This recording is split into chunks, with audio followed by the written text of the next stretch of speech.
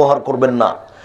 একবার যদি শ্বশুর শাশুড়ি নামে দুর্বল ভাষা ব্যবহার করেন তো মরলেও ঘৃণা করবে, মরলেও সুযোগ পেলে আপনার গায়ে দুটো লাথি দিয়ে চলে যাবে,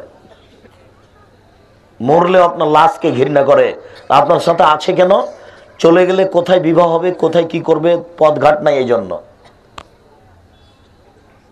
জিন্দেগিতে কোনোদিন শ্বশুর শাশুড়ির সামনে মোটা কথা বলবেন না। এই ছেলে, কোনোদিন বলে থাকলে আগামীকাল সন্ধ্যা হতে হতে ক্ষমা চেয়ে নিও শ্বশুরের কাছে।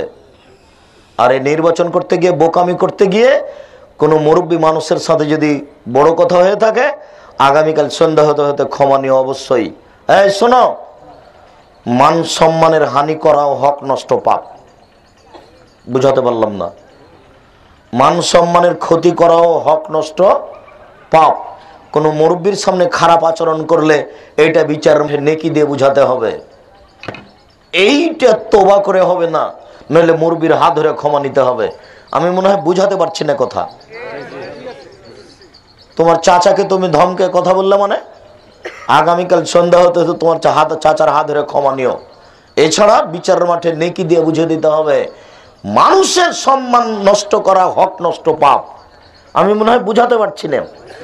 শ্বশুর শাশুড়িকে যদি কোনো কথা বলে থাকো, এমনি তো আমি তোমাকে বলেছি যে যৌতুক চাওয়া তো বহু দূরের কথা,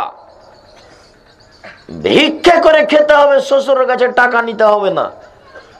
তুমি বরং বলবে তোমার শ্বশুরকে, আব্বাজি 25 বছর যাবত এই মেয়েটাকে লালন পালন করে আমার হাতে তুলে দিয়েছেন, আমি আপনার কি দিয়ে শুকরিয়া আদায় করি? আমি গরিব মানুষ, কাজ করে খাই, আপনার জন্য একটা লুঙ্গি উপহার নিয়ে এসেছি, আপনি এটা নেন, আমি আপনার কি দিয়ে শুকরিয়া আদায় করি?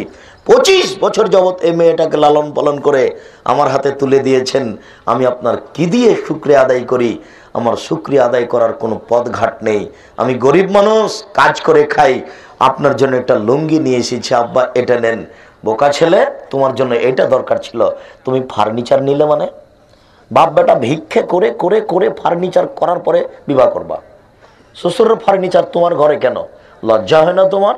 শরম হয় না তোমার? হায়া হয় না তোমার? ইতস্তবোধ নাই তোমার? বাপ বেটা লজ্জা করো, বাপ বেটা ভিক্ষা করো। জয়দেবপুর ট্রেন স্টেশনে যাবা, কেউ যদি ভিক্ষা না দেয়, ট্রেন স্টেশনে গিয়ে ভিক্ষা চাইবা, অনেক মানুষ টাকা দিবে, খারাপ লাগে কেন? পরের টাকার দিকে চেয়ে থাকো কেন? বোকা ছেলে, বাপ বেটা লজ্জা করো, মানুষের টাকার দিকে চেয়ে থাকো কেন? কাজ করে খেতে শিখো, শেষ পর্যন্ত ভিক্ষা করে খাও। ভিক্ষাও তোমার জিনিস, শ্বশুরের টাকা তোমার নয়। ভিক্ষা করে যেটা উপার্জন করেছো সেটা তোমার, শ্বশুরের টাকা তোমার নয়। তা করবা কেন?